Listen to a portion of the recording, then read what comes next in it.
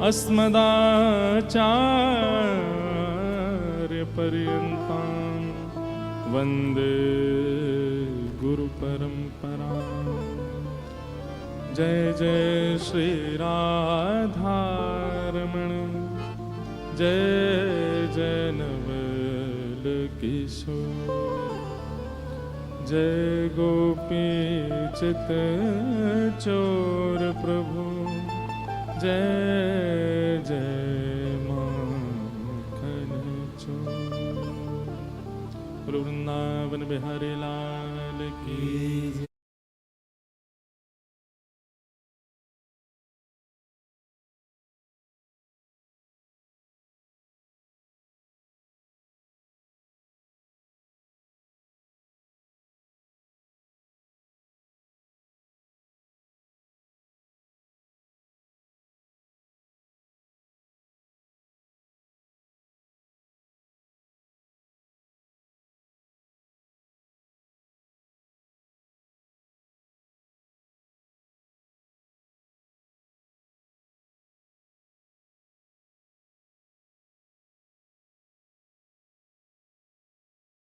श्री राधा रमण लाल की, श्री राधा वल्लभ लाल की, सब संतन की, सब भक्तन की, सब विप्रन की, समस्त ब्रजवासीन की,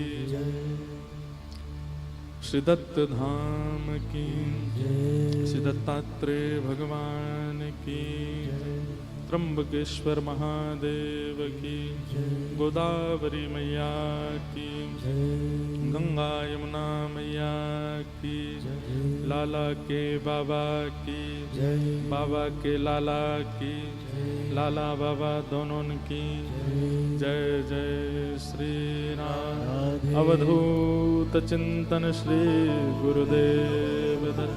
नमः पार्वती पतये हर हर। परम मंगल में परात्पर अखिलेश्वर,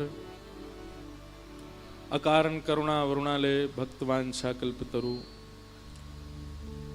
तड़िद्वित विनिंदित पीताम्बरधारी श्री बालकृष्ण प्रभु की परम कृपा से हम आप सब लोग श्री गोदावरी जी के तट पर दत्त प्रभु की परम चरण सन्निधि में परम पूजनीय प्रातः वंद्य पूज्य श्री दत्तदास महाराज जी के परमाश्रय में समस्त गुरुजन आचार्य जनों के संरक्षण में बड़े आनंद उत्सव उत्साह के साथ वृंदावन रसोत्सव और श्री जी के मधुर भावों को श्रवण कर रहे हैं। ये हमारा परम सौभाग्य है। एक तो होता है कथा होना और कथा सुनकर के उस कथा का अनुभव करना,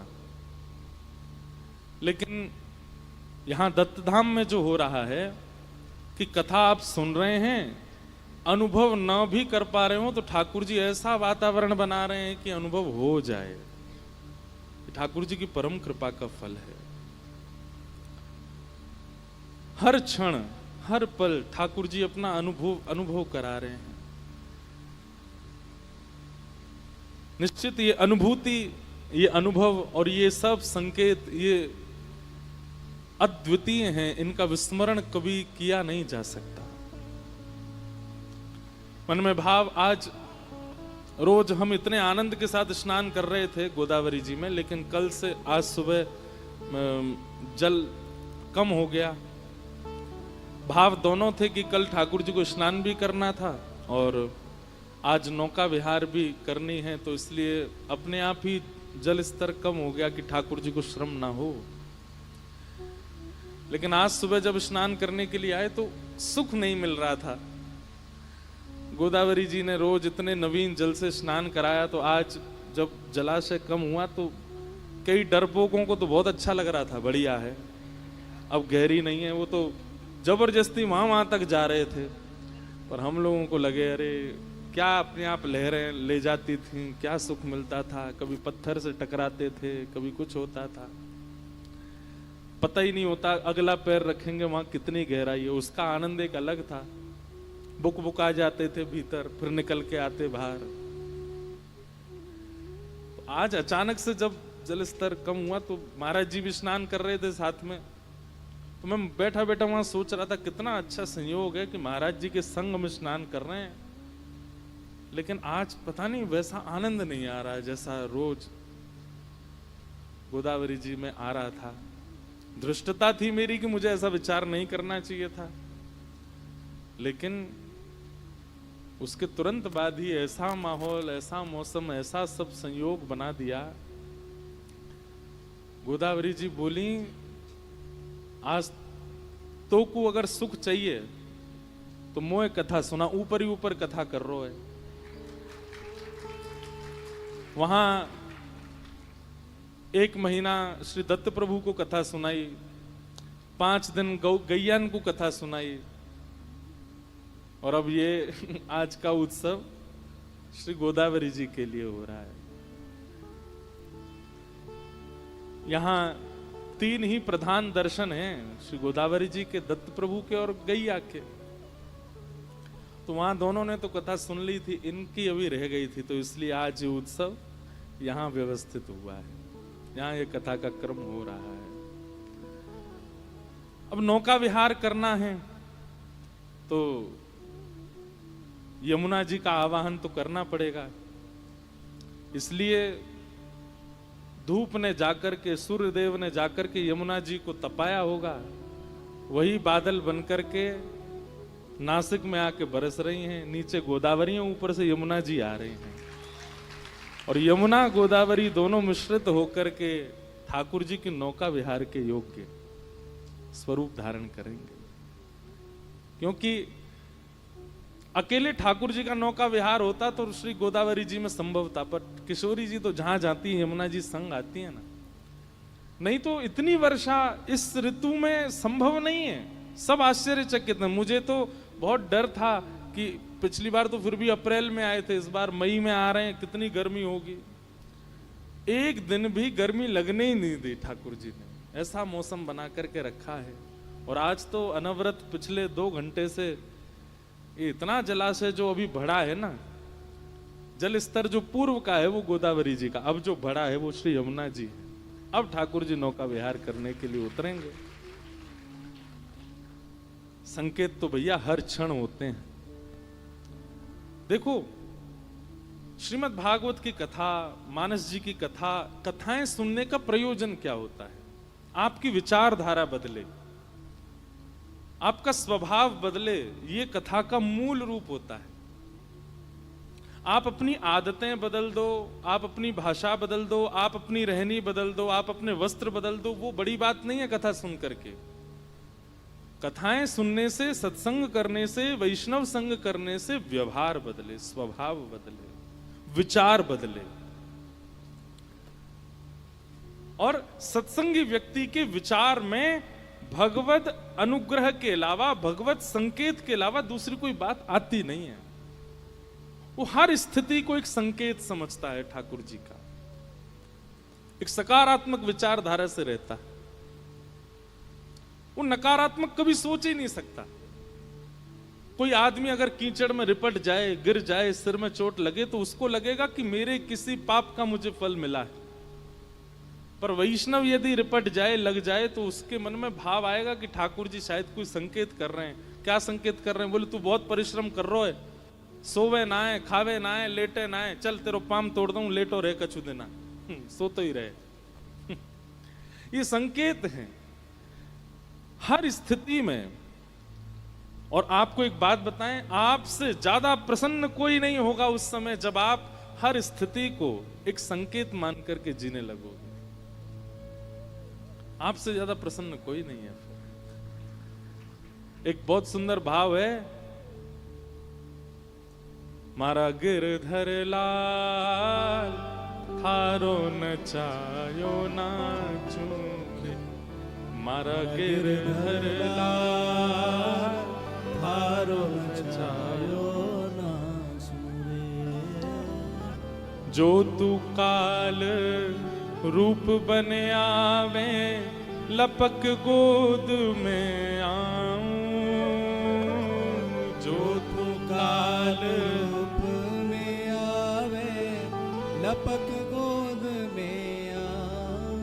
हे मारा गिरधर लाल थारो नचायो नाचू रे, मारा गिरधर लाल थारो नचायो नाचू रे। हर स्थिति को एक संकेत मान करके जीजिए, एक संकेत है। किशोरी जी का ठाकुर जी का विवाह महोत्सव कल पहली बार हमने अनुभव किया, आप सबने भी अनुभव किया दत्त धाम में। वे तो नित्य एक दूसरे के हैं। राधा कृष्ण स्वरूपाम्बै कृष्ण राधा स्वरूपिणौ कलात्मानम निकुंजस्थम गुरु रूपम सदा भजे। वे दोनों कोई विलग नहीं है, और विवाह उनका होता है जो विलग होते हैं, जो अलग होते हैं। किशोरी जी और ठाकुर जी तो एक ही रूप हैं, केवल लीला के लिए एक प्राण दो देह हुए हैं। ये लीला आप सुन तो रहे हैं, पर इसकी गहराइयों में उतरना, इसके परम तत्व को समझना, हम सत्य कह रहे हैं, जीवन लगा दीजिएगा फिर भी नहीं समझ पाओगे। स्वयं देवादिदेव महादेव नित्य नेत्र बंद करके किसका चिंतन करते हैं? मुनिंद विंद वंदिते त्रिलोक शोक हारिणी, ये शब्द कहां से प्रकट हुए हैं? इन्हीं त्र्यंबकेश्वर महादेव के मुख से प्रकट हुए हैं। कदा करिष्यसि हमाम कृपा कटाक्ष भाजनम। कौन गाता है राधा कृपा कटाक्ष? महादेव गाते हैं। स्वयं महादेव जिनके तत्व को प्रवचन रूप में कहने में असमर्थ समझते हैं अपने आप को, हम कैसे कह सकते हैं? हम इतने योग्य नहीं हैं। लेकिन फिर भी एक लीलात्मक रूप जो ब्रज का है, जो रसिक जनों ने वर्णन किया है, उसके अनुसार प्रस्तुत करने का प्रयास करने, अनुभव कर लीजिए। मुझे नहीं लगता कि ये स्थिति जो पिछले 5 दिन में रही और आगामी आज और कल है, ये दोबारा नहीं आएगी। हो सकता है इससे बढ़िया आ जाए, इससे भी ज्यादा आनंददायी आवे। अब तो अगले वर्ष की प्रतीक्षा करो। कल कथा यहां विश्राम होगी, उसके बाद तो 14 अप्रैल हम भी प्रतीक्षा करेंगे, आप भी प्रतीक्षा करो कि जल्दी से वो समय फिर आवे और फिर से सब मिलें।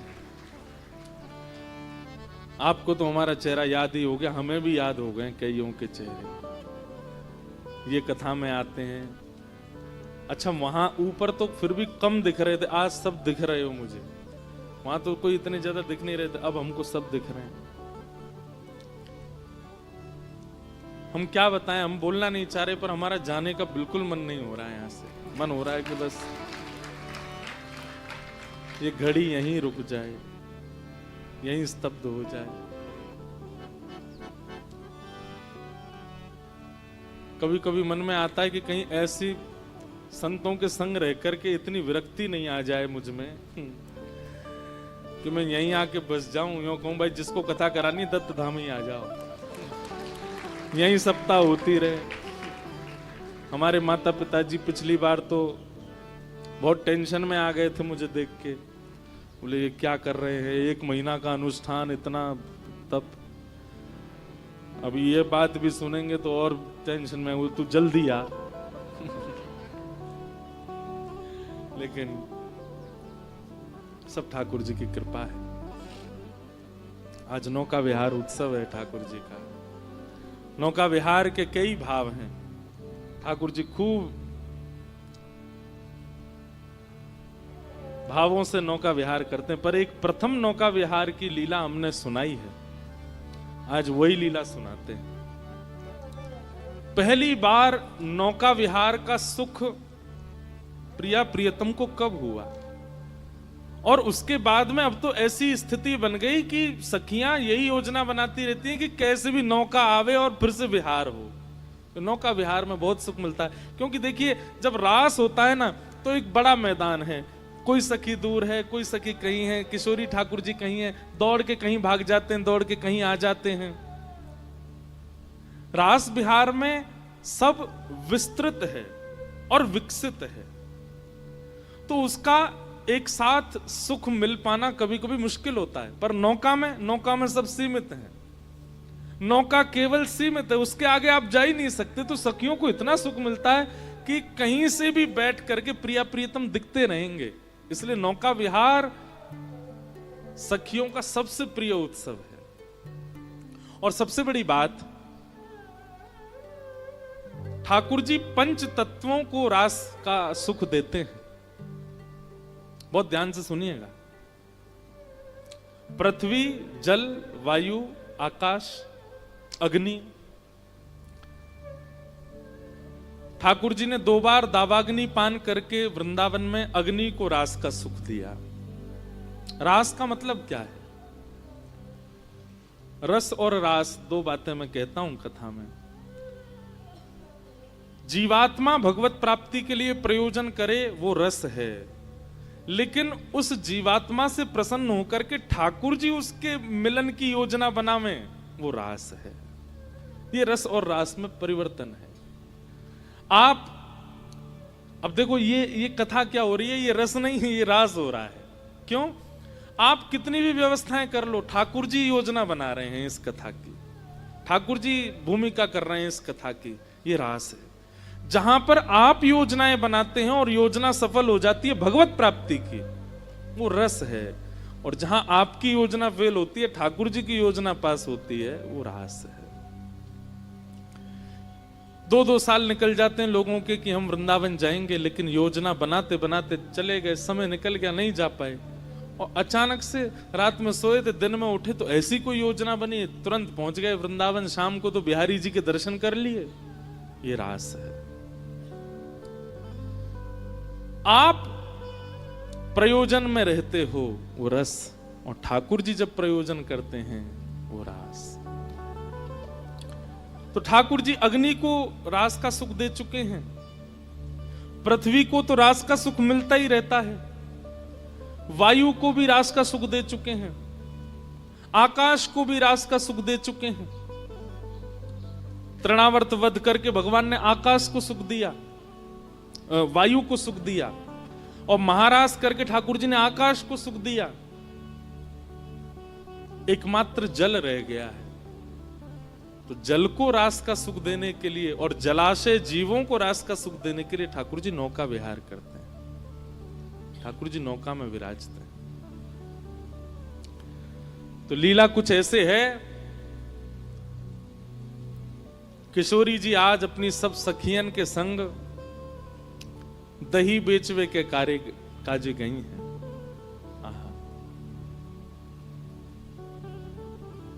महाराज जी, दान लीला भी बहुत अच्छी है ठाकुर जी की।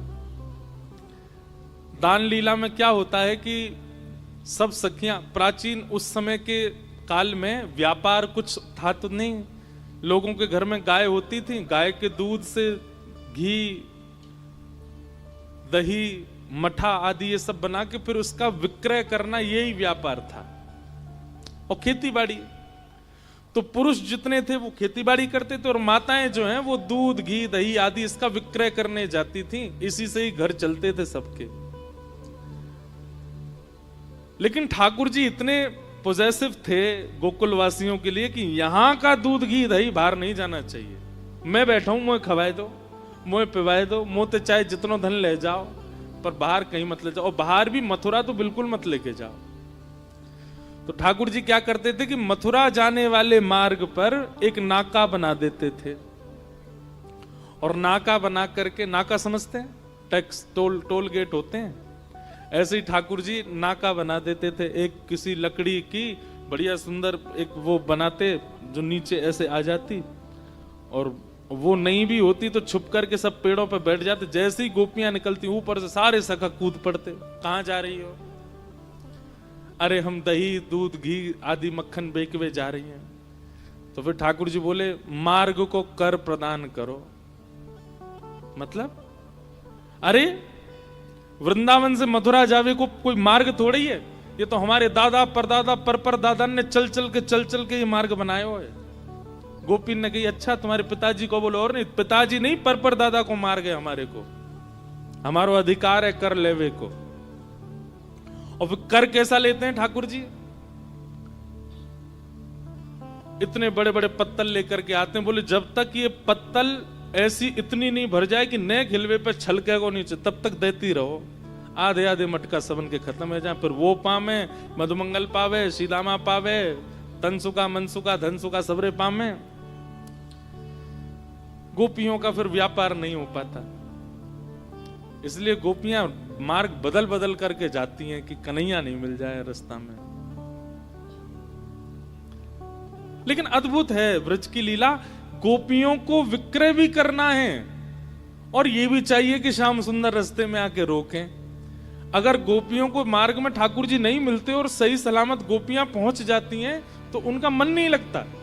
कोई आकर के कहे हाँ दही कहा भाव दियो, अब तो जितना चाहिए ले जा, मतलब अरे भाव तो बता, कहा भाव चाहिए, चाहिए तो ले, नहीं तो चलो जा। अरे कछू तो बता कितने रुपया में, बोले कछू भी दे जा।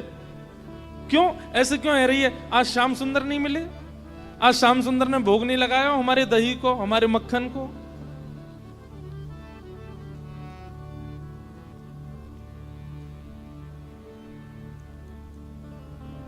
गोपियां ठाकुर जी को ही निवेदित करना चाहती हैं, भले ही संसार के लिए प्रस्तुत कर रही हैं, अपने जीवन यापन के लिए प्रस्तुत कर रही हैं, लेकिन सबसे पहले ठाकुर जी उपभोग करें। ये स्थिति गोपी की है। हमारा स्वभाव कैसा है? कुछ भी नवीन अगर आता है जीवन में, नगधीमो, सबसे पहले हमारा भाव क्या होता है कि हमारा प्रेमी संसार का पहले इसका उपभोग करे। पर गोपियों का स्वभाव ऐसा है कि हमारे जीवन में कुछ भी नवीन है उसको सबसे पहले ठाकुर जी भोग लगाए, फिर किसी और को आस्वादन कराना है।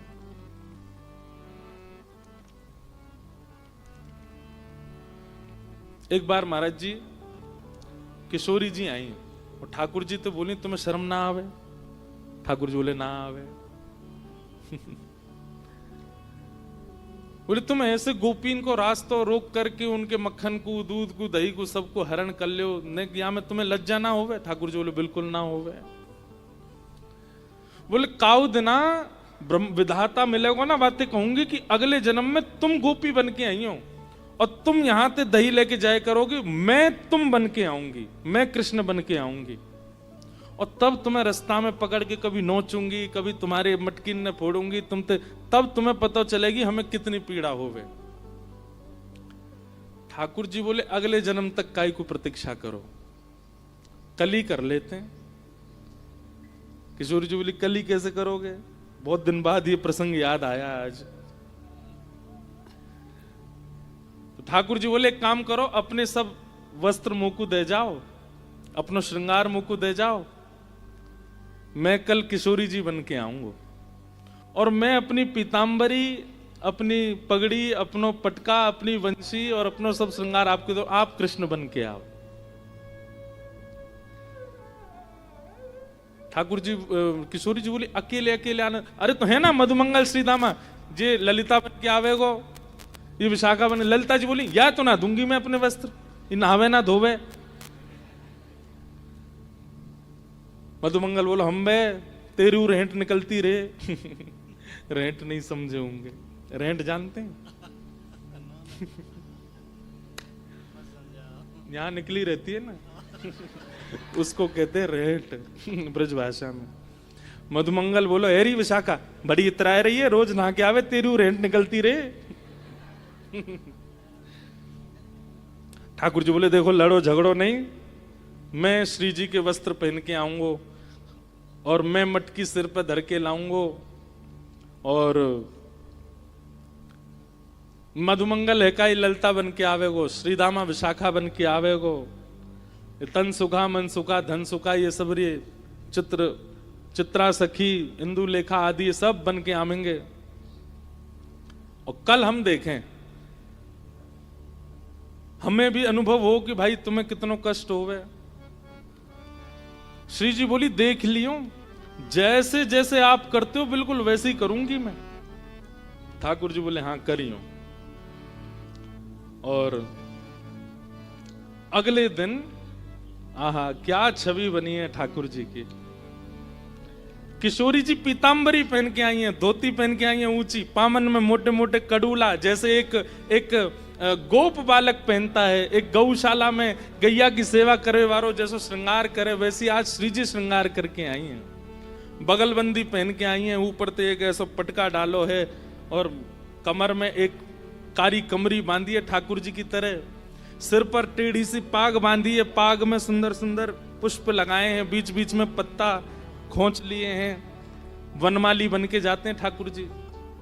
और यहाँ हाथ में लोमना, लोमना कहते हैं गैया का जब दूध निकालते हैं तो कई गाय पैर चलाती हैं, तो उनके पैर को बांधने की जो रस्सी होती है उसको लोमना कहते हैं। वो लोमना कंधा पर डाल करके श्री जी ठाकुर जी को रूप धारण करके आई हैं और बिल्कुल ठाकुर जी की तरह काजर लगा के नेक नेक ऐसे मीड लियो है, तो थोड़ा थोड़ा फैल रहा है जगह जगह से, जैसे ठाकुर जी बन के आते हैं। यहाँ पे एक डिटोना धर के ठाकुर जी की तरह बिल्कुल श्री जी तैयार है के आई हैं। मधुमंगल श्रीदामा फटे पुरानी लत्तान ने पहन के डोले, वैसी सबरी ललता विशाखा बन के आई हैं। किशोरी जी के रूप को दूर से ठाकुर जी देख रहे हैं और दूर से देख करके इतने आनंद में भर गए, आहा कितनी सुंदर लगे, और बिल्कुल ठाकुर जी की तरह ही चल रही हैं, जैसे ठाकुर जी टेढ़े मेढ़े है के चलें, बेर बेर में ऐसे खड़े रह जाएं, पामन ने त्रिभंगी कर लें, ऐसी किशोरी जी बिल्कुल मानो श्याम सुंदर के रूप में आ जाई हैं। और सब सखियां भी बिल्कुल सबके भाव से, जैसे सारे सखा हैं वैसे सब बन बन के आए हैं। किशोरी जी आई, सब उनको देख करके आनंदित हो गए। लेकिन जैसे ही श्याम सुंदर आए, आहा लहंगा पहनो है, ऊपर सुंदर चुनरी डारी है, यहाँ पर एक क्या बोलते हैं उसको, यहाँ पर एक वो धारण के हैं, किशोरी जी टीका पहन के आए हैं, कानन में कुंडल झमक रहे हैं, चलें तो हाथन में सुंदर सुंदर ठाकुर जी ने चूड़ी पहनी है, पामन में पाजेब पहनी है, और जैसे श्री जी चलती हैं बिल्कुल वैसे ठाकुर जी चाल चलते आ रहे हैं। अपने हाथ में यहाँ मटकी ले रखी है, एक मटकी सिर पर धर रखी है, और ठाकुर जी मधुर चाल से चलते आ रहे हैं। श्री जी को देख करके तो सब आनंदित है गए, पर ठाकुर जी को श्री जी के रूप में देख करके किशोरी जी तो मोहित है गए। आहा ये कितने प्यारे लग रहे हैं। अरे विधाता तेने ही लाला काई को बनाए, लाली बना देती और मोह लाला बना देती, फिर आता आनंद।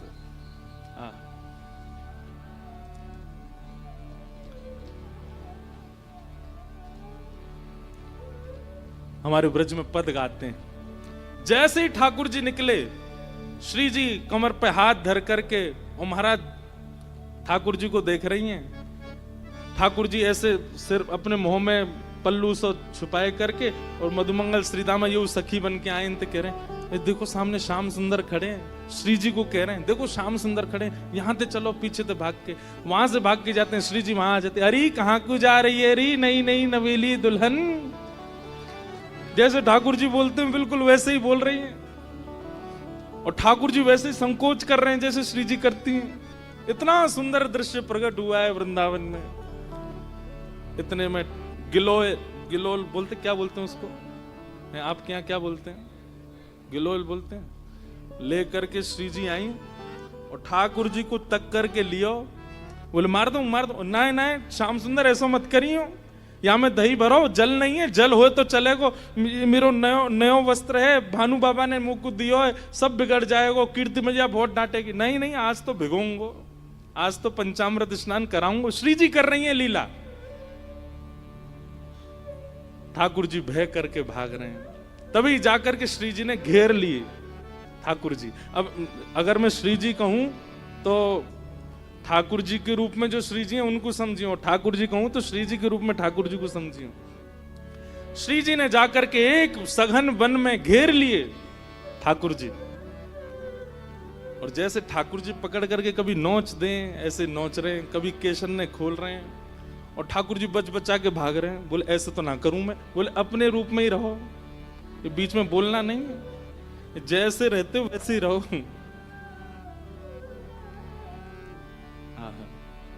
चारों तरफ से घेर लिया है सखियों ने ग्वाल रूप में, और बीच में किशोरी जी के रूप में ठाकुर जी, तंसुका मनसुका सब सखी बनकर के बीच में घबरा रहे हैं, कांप रहे हैं, खड़े हैं, और चारों तरफ सब सखा अपने अपने डंडा ने लेके खड़े हैं। बोले अब बताओ कहां को जाओगे?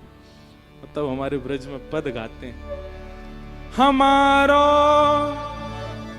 श्री जी गा रही हैं, ठाकुर जी के रूप में श्री जी गा रही हैं और ठाकुर जी से कह रहे हैं, हमारो दान दे जारी, हमारो दान दे जारी, नहीं दधी बेक बेवारी, हमारो दान दे जारी, नहीं दद बेच वे बारी, हमारो दान दे जारी, नहीं दधी बेक बेवारी, हमारो दान दे जारी,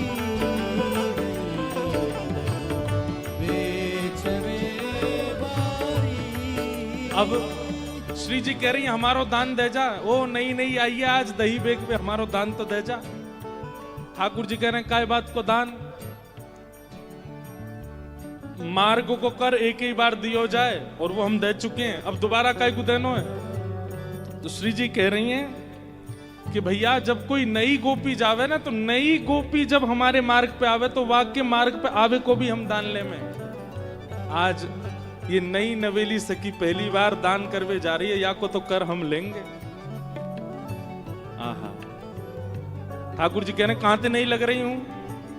नई अगिया नई साड़ी भ्रकुटिया, नई अगिया नई साड़ी, मटुकिया शीश पे भारी, नई अगिया नई साड़ी, मटुकिया शीश पे भारी, नई अगिया नई साड़ी, मटुकिया शीश पे भारी, नई अगिया नई साड़ी, मटुकिया शीश पे भारी। श्री जी कह रही हैं देखो, नई साड़ी पहन के नयो नयो सो अंगया को ऐसी बढ़िया लग रही है, और भारी मटकी सिर पे लेके वाकू बचावे के काजे ऐसी संभल के चल रही है। चले तू चाल मत वारी, ओ चले तू चाल मत वारी, चले तू चाल मत वारी, चले तू चाल मत वारी, ओ नहीं दधी बेच में वारी, ओ चले तू चाल मत वारी, दद बेच वे वारी। हाँ हमारो दान दे जारी, नहीं दधी बेच में वारी, हमारो दान दे जारी, बेच वे बारी। झुमक झुक सुमती डोले, रसीले बैन मुख बोले, झुमक झुक झूमती डोले, रसीले बैन मुख बोले, झुमक झुक झूमती डोले, रसीले बैन मुख बोले,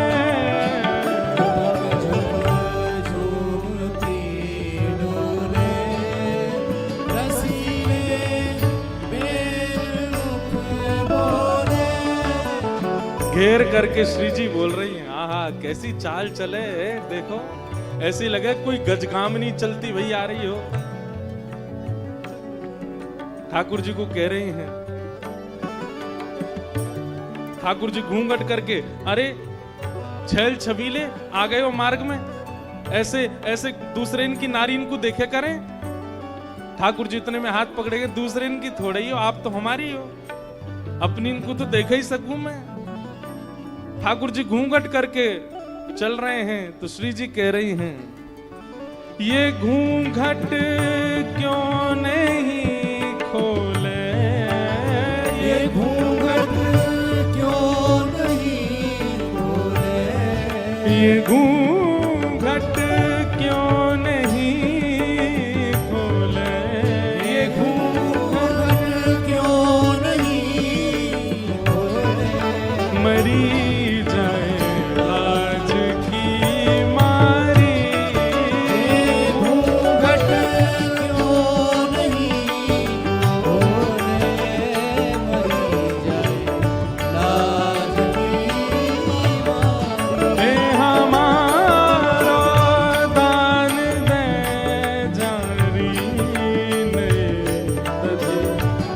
देखवे वारी, हमारो दान दे जारी, बेचवे बारी। हमारो दान दे जारी, नहीं बेचवे मारी। हमारो दान दे जारी, बेचवे बारी।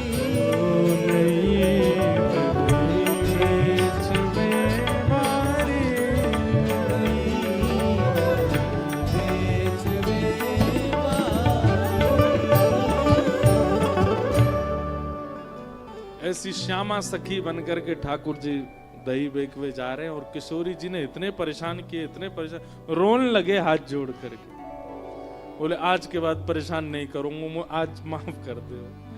तब श्री जी ने हृदय से लगाया, बोले नहीं नहीं, ये तो आपको सुख है, आपको विलास है, आप क्या सोचें कि इन गोपीन को मन ना करे कि आप बीच मार्ग में मिलो, इनको भी तो मन करे, ये तो केवल आपको एक लीला प्रकट करके सुख करावे के काजे ये लीला भाई, ऐसे प्रिया प्रियतम हमारी लीला करें।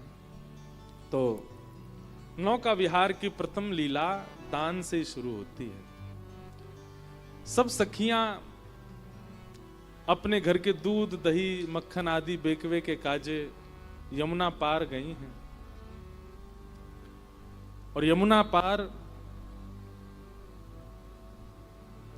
जब गई तो वहां आज कोई खरीदवे वारो नहीं मिलो, ऐसी बारिश है रही होगी, सुनसान पड़ो होगा देखो पार, ऐसी कोई मिलो नहीं, खूब दूर दूर तक घूम आई। और आज एक और लीला भई कि किशोरी जी संग गई हैं। श्री जी हमेशा साथ ना है जामे, श्री जी को आवश्यकता ही नहीं है दान करवे की, उनके घर तो भैया राजा की लाली हैं, लेकिन कभी कभी सखियन के साथ सुख लेवे के काजे, और सबसे बड़ी बात श्याम सुंदर मिलेंगे, यहाँ हमारे श्री जी जामे। तो जब भी श्री जी जावे तो सखियन को एक चिंता बनी रहे कि कैसे वो करके दही बिके नहीं बिके, शाम एवे ते पहले जल्दी आनो है लौट करके। श्री जी साथ में हैं। आज श्री जी साथ में गए, यमुना पल्ली पार दही बेकवे के काजे, खूब डोल लिए लेकिन दही नहीं बिको। ऐसे ही शाम घटा छान लगी सब जगह से। ललिता विशाखा बोली, भैया अब दही तो बिको नहीं है, दूध घी आदि सब हमारो रह गए हो, अब चलो वापस चले, शाम है रही है और कीर्ति मैया बृषभानु बाबा बहुत डांटेंगे, जल्दी चलो। वापस जाने के लिए तैयार भये। जैसे ही जमुना जी के तट पर आए तो या तट पे तो सुनसान हो ही हो, पल्ले तट पे भी कोई नाविक नहीं, कोई मल्हा नहीं, नाव चलावे वारो। एक सुंदर सेज पर बिठा दिए और बिठा करके श्री जी को बोले, आप प्रतीक्षा करो, हम देख क्या में कोई नाव मिल जाए तो। ललता विशाखा दूर दूर तक देखें, कहीं कोई नाविक नहीं मिले, इतनी चिंता।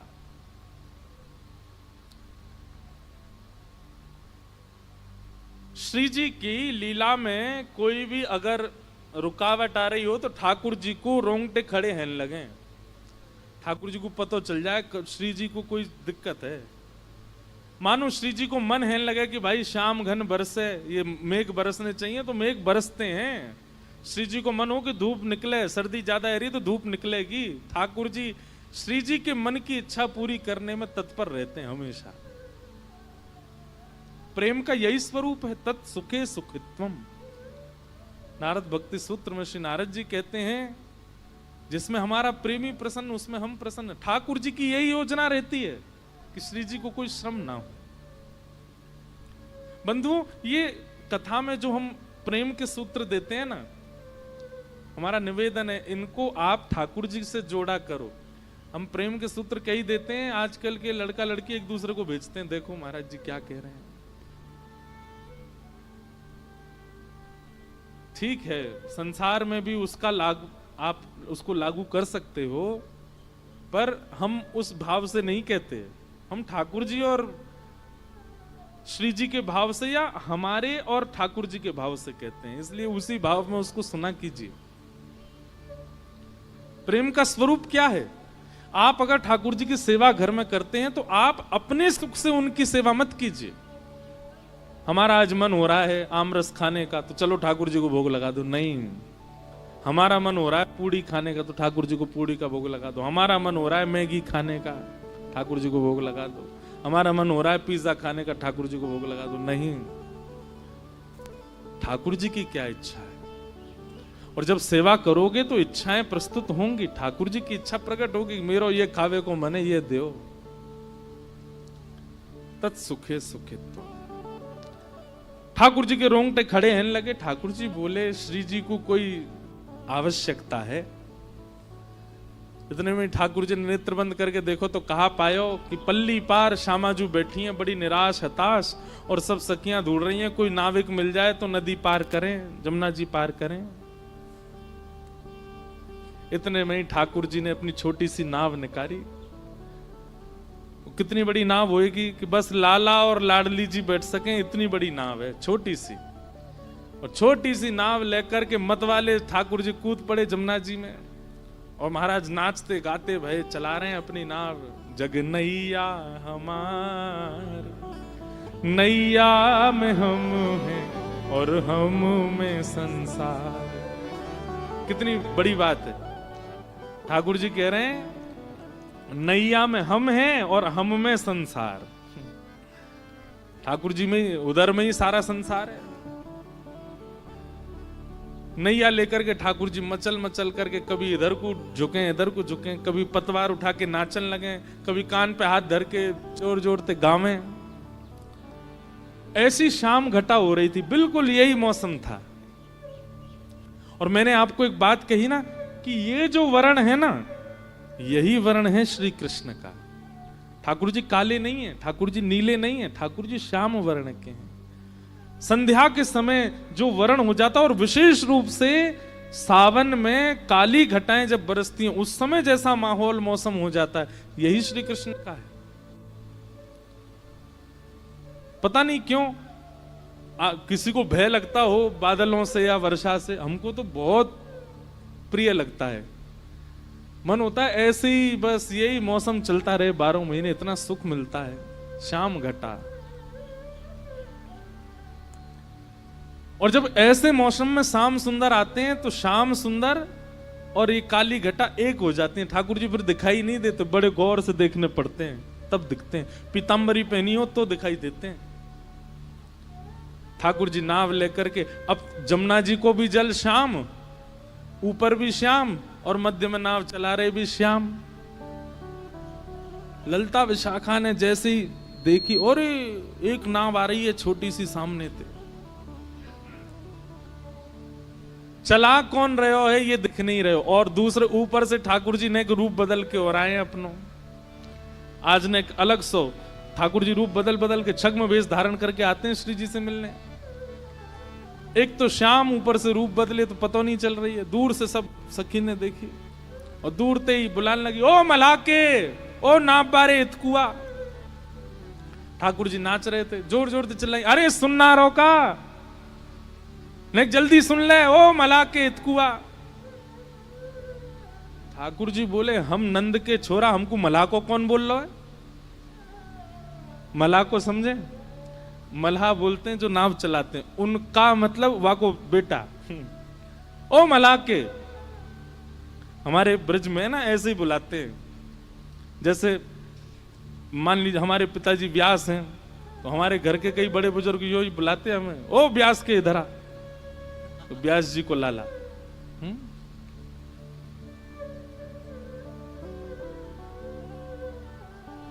कोई पुरोहित का बेटा तो ओ पुरोहित के इधर आ, मल्हा के। ठाकुर जी बोले, मोए कौन ने कही मल्हा को? मैं नंद जी को छोरा ब्रजराज कुंवर कन्हैया और मुंह को मल्हा को बोल ले। ठाकुर जी बोले, तू मल्हा की। ललता विशाखा बोली, जे का बोल लो भैया? अरे नाव ले जाए यहां पे, हमें पार कराए दे। ठाकुर जी बोले, पहले तो सम्मान से बात कर हमते, हम मल्हा के ना आए, नंद जी के छोरा आए, और जे नाव हमारे पिताजी ने हमारे काज बना के दी है, या मैं कोई यात्री ने पार करावे वारो मेरो काम नहीं है। जब मेरो मन होवे या मैं बैठ के अकेलो ही यमुना जी में भ्रमण करूं। बोल रही है ज्यादा। ठाकुर जी बोली, ललता जी बोली, अरे जे तो बुरो मान गो भैया। विशाखा बोली, प्रेम से बात करो, देखो दूर दूर तक नाव नहीं मिल रही है एक भी, श्री जी को पार पहुंचानो, शाम है गई है, कीर्ति मैया डांटेंगी। ललता जी प्रेम से, ओ मल्हा के इतकू आजा। प्रेम से बुला रही है। ठाकुर जी बोले, यो कह, ओ नंद के इतकुआ, तब आऊंगो। कही नंद के, ओ यशोदा के इतकू आजा। ठाकुर जी धीमे धीमे अपनी नाव लेकर के पहुंचे। क्या बात है, काई को बुलाए हो, मैं बताओ। बोले, भैया हम सब सखी दही बेकवे के काजी आई हैं, और हमारी तो चिंता नहीं है, हम तो कैसे पहुंच जाती, थोड़ी प्रतीक्षा कर लेती, पर हमारे साथ में कीर्ति किशोरी वृषभानु जी की लाली श्री राधा रानी। राधा रानी नाम सुनते ही आंख खुल गई, कान खड़े हो गए, उठ बैठे। बरसाने वाले वो भानु बाबा की लाली? बोले हाँ। कहाँ है? पीछे बैठी हैं। हाँ तो उन्हें भेज दो, उन्हें बैठा दो, ले जाऊंगा, पार कर दूंगा उन्हें। ललता विशाखा बोली, हम 8 और हैं संग में। ठाकुर जी बोले, मेरी नैया देखी तुमने नेक्सी सी, या मैं बैठा हूं, बच्ची कुछ जगह में वो किशोरी जी बैठ जाएंगी, तुम्हें कहां बैठाऊंगा? ऐसी धाम धुल्ला सी मोटी मोटी, डूब जाएगी मेरी नाव। ललता विशाखा बोली, एक तो तमीज से बात कर हमते। बोले, जैसा रूप तुम्हारा वैसे ही तो बोलूंगा। विशाखा जी बोली ललिता को किनारे ले जाके, बोले, देख नाव तो छोटी है याकी, या मैं इतनी तो आ ना पाएंगी, लेकिन तुम कैसे करके श्री जी को या में बैठाओ, और जैसे ही आकी नाव आगे बढ़ेगी दौड़ के हम चढ़ जाएंगे, फिर बीच में आ जाएगी ना, फिर कहां उतारे वो, और नेक दूर जाके यही धक्का दे देंगे, हम ले जाएंगे नाव। ललिता बोली, नहीं ऐसा तो नहीं करेंगे, पर हाँ कूद जरूर जाएंगी नाव में, हम लटक जाएंगी सबरी। ललिता विशाखा बोली, अच्छा नहीं थाड़ो रे, हम आ रही हैं श्री जी को लेके। श्री जी के पास गई, हे किशोरी जी, एक छोटी सी नाव मिल गई है, नाव चलावे वारो ने बोले ज्यादा है, ने थोड़ा सा बाकू सहन करना पड़ेगा पल्ली पार तक, लेकिन अभी और कोई चारो नहीं है, छोटी सी नाव है, आपको नेक श्रम होएगा, आप वहां में बैठ जाइयो, वो जैसे ही नाव लेके नेक भीतर जाएगा, पीछे तो हम कूद पड़ेंगे। श्री जी बोली, कूद जरूर जाइयो, कहीं पता चली अकेलो ही मुंह लेगो कहीं पे, फिर क्या होएगा? उन्हें आप वहां की चिंता मत करो, हम आ जाएंगे। आहा, जैसी किशोरी जी आई, ठाकुर जी तो ऐसे शर्मान लगे जैसे कोई रिश्ता वारे आ गए हों। विशाखा जी बोली, देख कितनो इतरार हो, देख या कि मोह देख कैसो हंस रहा है नीची नजर कर करके। किशोरी जी जैसे ही आई, किशोरी जी बोली, मोह तो या के हाव भाव बढ़िया लगना रे, ये भैया नाविक है कि कोई रिश्तेदार है, देखियो कैसे शर्मा रहा है। बोले, नेक सहेले हो, अभी कोई और उपचार तो है नहीं, बैठ जाओ नेक नाव। किशोरी जी जैसे ही आने लगी नाव की ओर, ठाकुर जी रुको रुको रुको रुको, छोटी सी मेरी नाव है, मैं ऐसे यहां में चढ़न नहीं दूंगा, पहले पाम दूंगा आपके। ललिता विशाखा बोली हम धो देंगे। बोले नहीं, मुझ कोई पे भरोसा नहीं, मैं दूंगा। अरे भैया ये भानु जी की लाली हैं, इनकी आज तक हमने चर्चा ही सुनी है, ये मेरी नाव में बैठेंगी, पहले मैं इनके पाम धोऊंगा, पाम साफ करूंगा, बिल्कुल स्वच्छ जब हो जाएंगे तभी नाव में बैठ। ललिता जी बोली स्पर्श करवे की सोचियो भी मत। ठाकुर जी ने तुरंत पतवार उठाई अपनी नाव में। ठीक है तो फिर आती रही हूं, मैं जा रहा हूं। विशाखा बोली नेक रुक जा यार, अभी मत बोले ऐसे यार, बुला ले यहीं पे। अच्छा आजा आजा, धोले धोले धोले, पाम धोले। ठाकुर जी फिर से नाव लेके आए, उतर करके आए, एक गड्ढा कियो और वहां में किशोरी जी के चरण पधरा दिए। बोली अब यहीं खड़ी रही हूं, मैं पाम धो लूं। ठाकुर जी अंजलि में जल भर के लावें और किशोरी जी के चरणन में डालें, अपने कोमल हस्त कमल से उनके चरणन को धो रहे हैं। ललिता जी कह रही हैं धीरे धीरे, जोड़ते नहीं। बोले मोह मत सिखाओ, चरण धो रहे हैं। किशोरी जी थोड़ी सी ऐसे डगमगा रही हैं, एक पांव रखो है गड्ढा में, दूसरा ऊपर है। तो ठाकुर जी बोले अरे ऐसे हिलका करो, तुरंत हाथ पकड़ के अपने सिर पकड़ो, यहां पकड़ो। ललिता जी बोली ये तो ऐसी मनमानी कर रहा हो भैया अपने आप ही। या तो राम अवतार में केवट ने मनमानी करी, या कृष्णा अवतार में ठाकुर जी केवट से ही सीख के आए हैं, अपने भक्त से ही सीख करके आज श्री जी पे इंप्लीमेंट कर रहे हैं, अप्लाई कर रहे हैं। श्री जी सिर पकड़ के खड़ी हैं और ठाकुर जी चरण धो रहे हैं। आहा, धन धन राधिका के चरण, धन धन राधिका के चरण, धन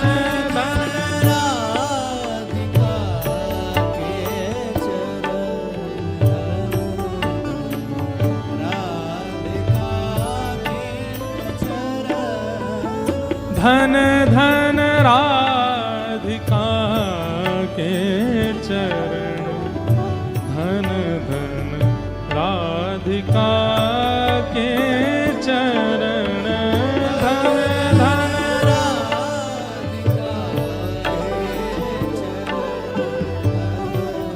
सब लोग गाओ।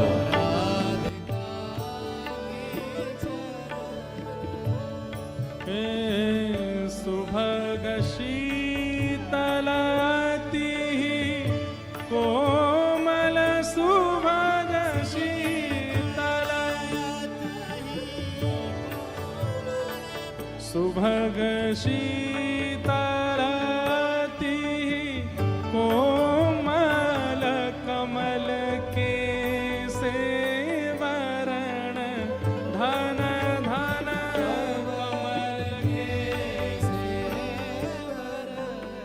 धन धन राधिका के चरण, धन धन राधिका के चरण, धन धन राधिका के चरण, राधिका के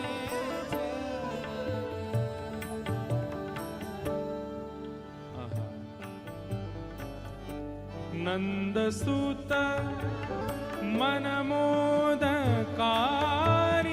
नंद सुत मन मोदकारी,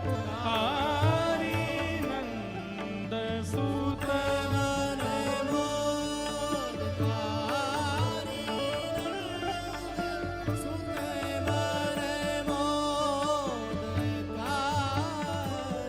विरह सागर तरन, धन धन विरह सागर तरन, धन धन राधिका के चरण, धन धन राधिका के चरण, धन धन राधिका के चरण,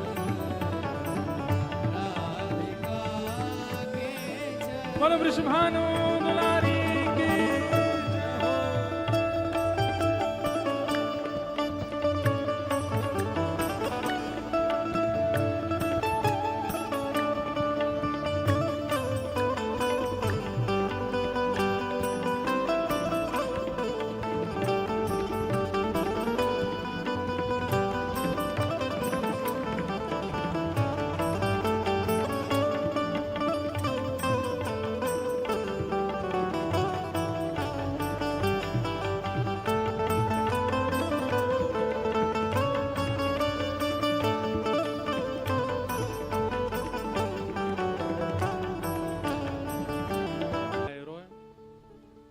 बोले बताई तो ही हमने, हमें ना चढ़न देगो ये, आप या को हाथ पकड़ के चढ़ो। जैसे ही नौका नेक भीतर जाएगी, अब यहाँ तो देखिए ऐसा घाट है, तो हमारे वृंदावन में कैसा है, रेत है, पत्थर नहीं है।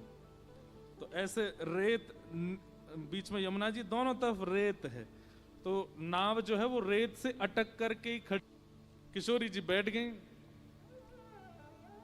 ठाकुर जी बोले, हाँ सुनो रही सबरी, धक्का लगाओ नाव में बीच में कर दो, फिर मैं छोड़े आऊंगा इन्हें पल्ली पार, तो तुम आती रही हो अपने आप।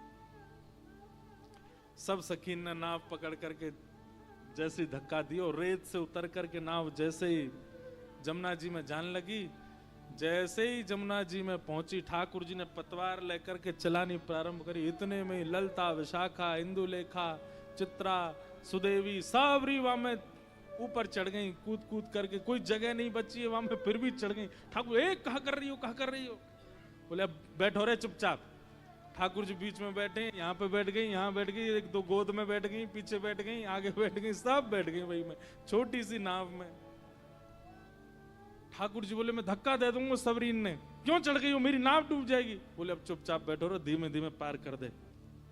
श्री जी अकेली जाएंगी मानते में? अरे मैं छोड़े आ तो इन्हें बरसाने। बोले तो काय को हम, तू काय को जाएगा, हम जाएंगे। ठाकुर जी भिज के बैठे हैं, सामने किशोरी जी मंद मंद मुस्कुरा रही हैं। ठाकुर जी बोले, खीर में नमक को डेला आ गया बीच में, बढ़िया चल लो, सब कूद पड़ी हैं। कोई पाम लटका के बैठी है, कोई ऐसे पकड़ के बैठी, सब बैठ गई वही में। ठाकुर जी धीमे धीमे नाव चला रहे हैं।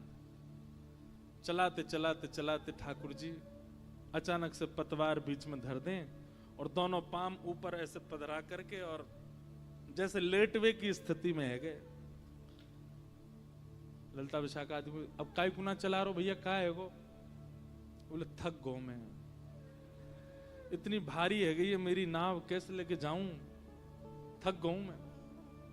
भैया अभी मत थके, नेक दूर और छोड़े आप, फिर थक जाइयो ना। मैं तो थक, तुम जानो ना मैं बहुत लाड़लो लालू अपनी मैया पिता को, मुझे पलकन पे धरे सब, और जन कहां ते आ गई है, जन कौन की छोरी हो सबरी हो, मुझे इतनी परिश्रम करवा रही हो तुम। वृंदावन में कोई ये पता चल गई ना कि मैंने इतना परिश्रम किया, ढूंढ ढूंढ के तुम्हारे घरन में ढूंढेंगे और फिर तुम्हें दंड देंगे सबरे। ललता विशाखा बोल, कैसे हार तेरी दूर होगी ये बता। बोले भूख लगी है, कछु खवाओ। ललता विशाखा बोली, अब यहाँ कहाँ तक? बोले सबरी मटकीन में मुंह पता हो तुम्हारो आज कछु बिको ना है, या मैं मक्खन दूध घी दही सब धरो है, खिलाओ मुख पवाओ। मैं तुम तो देखो कोई वेतन तो कोई दक्षिण वो तो लूंगो ना, रुपया पल्ली पार छोड़ो के ये खवाए दूं मैं। ललता विशाखा बोली, भैया इतनो इतरावे वारो मला हमें पहली बार देखो, कैसे इतरा रहे? ललता विशाखा बोली, अच्छा ले खोल। बोले अरे तुम जानो ना हो का? बोले का मैं अपने हाथ से खाऊं ना हूं, मैया गोद में बिठावे, बाबा सामने ते थाली में ते परोस करके मुझे पवा में, मैं तो तब पाऊं, अब मुझे तो पावो ही ना, छोटे छोटे नैने नैने मेरे हाथ में, कहां ते खाऊंगा? ललता विशाखा अपने हाथ धोने लगी, रुक जा हम खवा में। जमुना जी में जैसे हाथ, अरे तुम काहे को धो रही हो? वो खवामेंगी तो हम बे तुम्हारे हाथन ते खाऊंगो, ऐसे बुरे बावरे से कारे पीरे तुम्हारे हाथ। अरे मेरो तो नियम है, मैं तो शुद्ध गोरे गोरे हाथन ते पाऊं, और ऐसे हस्त कमल तो केवल तुम्हारी ये श्री जी के ही हैं। इनके हाथन से पाऊं। ललिता जी को क्रोध आया, बोले मैं यार धक्का दे दूंगी अब जमुना जी में, बहुत देर रह गई है, इतनी देर तक ये बातन ने बनाए जाए रहो। विशाखा जी बोली अगर हम पे नाव चलानी आती होती तो हम कब को धक्का दे देती हैं। कहा है नेक्सो सो तो है, हाथ पांव बांध के नाव ले जाती हम, लेकिन नाव चलानी ना आवे वो तो बात है। श्री जी सही सलामत पहुंचानी है पल्ली पार। देखो अपने आप मौसम होता जा रहा है नौका विहार का। जैसी कथा विश्राम पे आवेगी ठाकुर जी नौका में कूद ही पड़ेंगे। सब सखी गई श्री जी के पास। श्री जी बोले हाँ आपको आज बहुत श्रम है रो, लेकिन नेक श्रम और करनो। बोले कहा? बोले आपको थोड़ा अनुचित तो लगेगा लेकिन नेक कर दो। बोले कहा करनो का ये तो बताओ। बोले ये दूध घी मक्खन जो हमारो है का है, ये याकूब पवानो है अपने हाथन से। श्री जी बोली तुम्हें नेक शर्म ना आवे? जन कौन है, कौन को छोरा, जन कहां ते आ गो यहाँ पे, अभी तक कोई पहचान नहीं पाया कि श्याम सुंदर है, और मैं अपने हाथन ते पवाऊंगी है। श्री जी मरता कहां नहीं करता, कभी कभी पार उतरवे के काजे ऐसे इनको भी बाप बनाना पड़े। नेक श्री जी नेक बात है, आपके हाथन को केसर के जलते धोमेंगे, गुलाब जलते धोमेंगे, बिल्कुल शुद्ध कर देंगे हम। बाकी और सुनो एक बात और कह दें, पल्ली पार पहुंच के नहीं ये यही की पगड़ी के लत्ता ते जाके हाथ पाम नहीं बांध दिए तो हमारा नाम बदलियो तुम। एक बार उस पल्ली पार पहुंचने की बात है। सब श्री जी के पाम पूजन लगे। श्री जी उठ करके सामने आई। वाह ओहो इंद्रधनुष प्रकट हो गया। भैया ये सब संकेत है महाराज जी।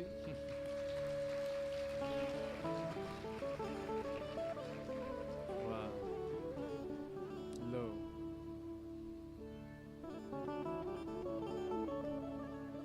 स्वच्छ जल का नदी में आ जाना, ये सुंदर मेघ का वर्षना, वैशाख में श्रावण हो जाना, ये सब महाराज जी आपके भजन का, आपके तप का बल है।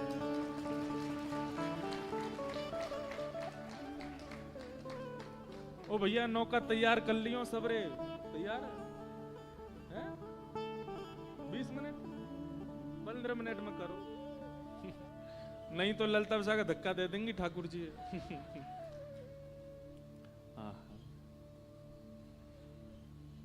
श्री जी सामने बैठ गई, भौं चढ़ा रखी, इसको देख लियो, अब देख लियो बस। और बड़े बेमनते हाथ बोल रही हैं मटकी में, और मक्खन निकाल करके ठाकुर जी तो अपलक नेत्रन से श्री जी को देख रहे हैं, एक एक छवि देख रहे हैं। और ऐसी संध्या है रही है, ठाकुर जी दिख नहीं रहे, पल्ले पड़ नहीं रहे, और श्री जी ऐसे निकारें और ऐसे करें, हाथ प्रेम से ठाकुर जी पा रहे हैं।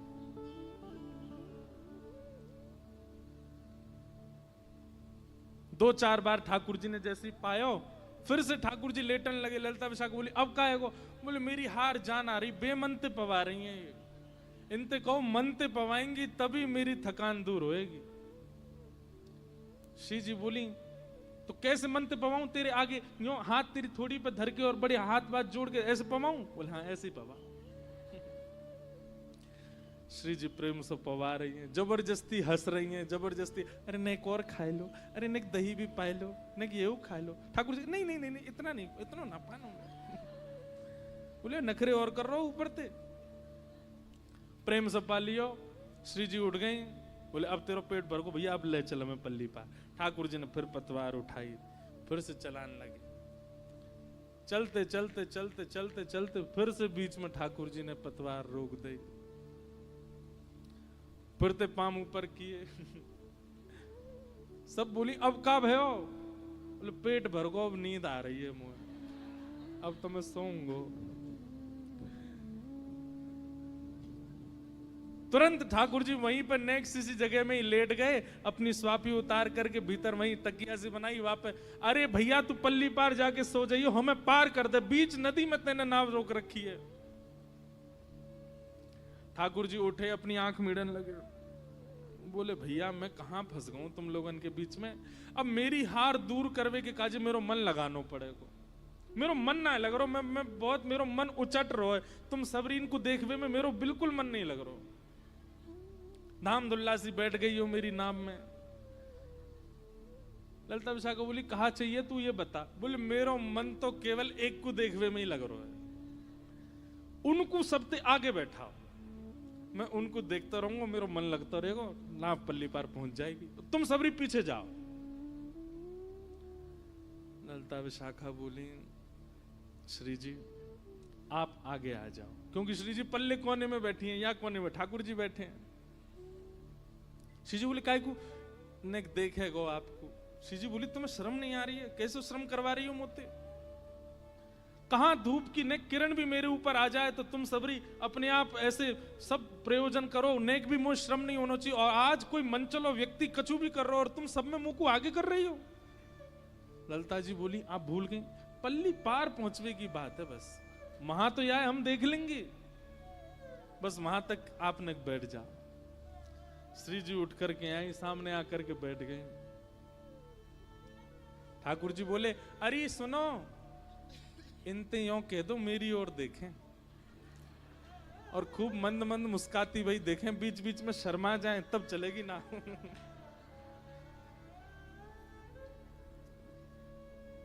आहा, श्री जी ने एक देख लो। ललिता विशाखा बोली एक काम कर ले, तू हमें देख ले, हम तो सिया सिया के देखी खूब शर्माएंगी, तू जैसे कहेगो वैसो करेंगी, तो देख के मुस्का जाएंगी, तो देख करके आंख मार देंगी, तू जैसो कहेगो हमें देख ले। ठाकुर जी बोले हम बे मैं यमराजा ना देख लूं, तुम तो सुंदर होएगा वो, तुम्हें तो ना देखूंगा। ऐसे ठाकुर जी की लीला किशोरी जी देख रही हैं ठाकुर जी, और जैसे ही किशोरी जी ने ठाकुर जी के नेत्रन में देखो, नेत्रन की वो चंचलता देख करके किशोरी जी पलक झपकना भूल गए। अब पहले तो जानबूझ के मुस्कुरा रही थी, पर अब अपने आप प्रसन्नता सी आ रही है, रों पुलकित से हो रहे हैं, और ये दृश्य देख के ललिता विशाखा को बड़ी चिंता हो रही है। बोले भैया ही कुछ जादू तो ना वारो लग रहा, देखियो यानी श्री जी अपने बस में तो ना कर नहीं। अब ललिता विशाखा आगे श्री जी की आंखन के आगे हाथ धरे तो श्री जी हटा, मैं बोले हटो देखन दे। बोले श्री जी जन कौन को छोड़ा है, कहां ते आवे, इतना मत देखो, नहीं बस पार है वे तक की देखना। बोले नहीं नहीं देखन दे। श्री जी के इस प्रेम में श्री जी समझ गई ये कोई और नहीं है, निश्चित ही कोई श्याम सुंदर आज छद्म वेश धारण करके आए। अचानक से पता नहीं कहा भयो ठाकुर जी ने पलक झपकी। जैसे ही ठाकुर जी ने पलक झपकी, उनका नाम है कृष्ण, करशतीत कृष्ण। अगर उन्होंने नेत्रों में नेत्र भर के देख लिया तो आप मूर्तिमंत हो जाओगे, अगर उन्होंने अपनी एक उंगली से स्पर्श कर दिया तो आप मूर्तिमंत हो जाओगे, उन्होंने कान में एक स्वर बोल दिया तो आप कुछ कर नहीं पाओगे। ये ठाकुर जी का स्वरूप है। ठाकुर जी ने जैसे नेत्र अपने बंद किए, किशोरी जी का ध्यान टूटा। अरे ललिता, मुझे तो ऐसा लगे ये कछु जान तो दिखे, अभी आने मेरा ऐसा वशीकरण कियो मुंह को यही में श्याम सुंदर दिखने लगे। ललिता जी बोले अरे नहीं नहीं, श्याम सुंदर थोड़े ही है जी, वो तो बड़े प्यारे हैं, बड़े सुंदर हैं, बड़े ऐसे हैं। बोले वही तो मैं कहूं, पता ना या मैं क्यों मेरी आसक्ति सी भई। अभी थोड़ी देर बाद ठाकुर जी ने फिर पतवार धर दी। ललिता विशाखा बोली अब कहा भयो। बोले देखो मेरे नहने नहने हाथ हैं, पतवार चलाते चलाते थक गया हूं मैं, और अब मेरी थकान ना तो मक्खन ते जा रही और ना इनके दर्शन ते जा रही, अब तो एक ही काम होगा। बोले कहा मुंह पे एक मंत्र आवे, पर वह मंत्र को जब तक मैं कोई के कान में नहीं पढ़ूंगा तब तक वह मंत्र को कोई प्रयोजन नहीं, और वह मंत्र की ऐसा प्रभाव है कि वह मंत्र के बोलते ही नाव अपने आप चलने लगेगी, लेकिन वह मंत्र को मुझे कोई कुछ सुनाना पड़ेगा। ललिता जी बोली ले सुना। ठाकुर जी बोले पहले मैल साफ करके आप नो सुना, तेरे कान में ना बोलूंगा, बोलूंगा तो इनके कान में। विशाखा जी बोली इतना समीप आवेगो तू। बोले हाँ, वो तो कान में ही गुरु मंत्र की तरह बोलूंगा तभी काम होएगा। अंत में किशोरी जी से कही, बोले कछु कहेगो कान में सुन ले। और कुछ ज्यादा बोले तो धक्का दे दियो या अब तो दे ही देंगे हम, चाहे कैसे पतवार में लटकती झटकती पहुंचा देंगे, अब के ज्यादा बोलो तो या धक्का दे देंगे। किशोरी जी ने अपनो कान आगे कियो और ठाकुर जी नेक समीप गए हैं, अपने अपने अधर को स्पर्श किशोरी जी के कर्ण से करा करके ठाकुर जी बोले, हे कृष्ण मनोहारिणी। कृष्ण मनोहारिणी शब्द सुनते नेत्र सजल हो गए, प्रेम पुलकित हो गई श्री जी। तुरंत हाँ कृष्ण मुख से शब्द निकला, सब सखियां अचंभित हो गई, बोले कहां कृष्ण? अरे बोले यही, ये कोई और नहीं है, श्री कृष्ण है, अपने रूप में आओ। तुरंत ठाकुर जी ने अपनी पाग हटाई और ऊपर जो जो वस्त्र पहन रखे सब हटाए, श्याम सुंदर मध्यस्थ प्रकट हो गए। आहा, वृंदावन अंतर ध्यान हो गया, सारे घाट अंतर ध्यान हो गए, यमुना जी में प्रेम पुलकित होकर के सुंदर सुंदर कमल प्रकट हो गए, सुंदर सुंदर मछलियां अपने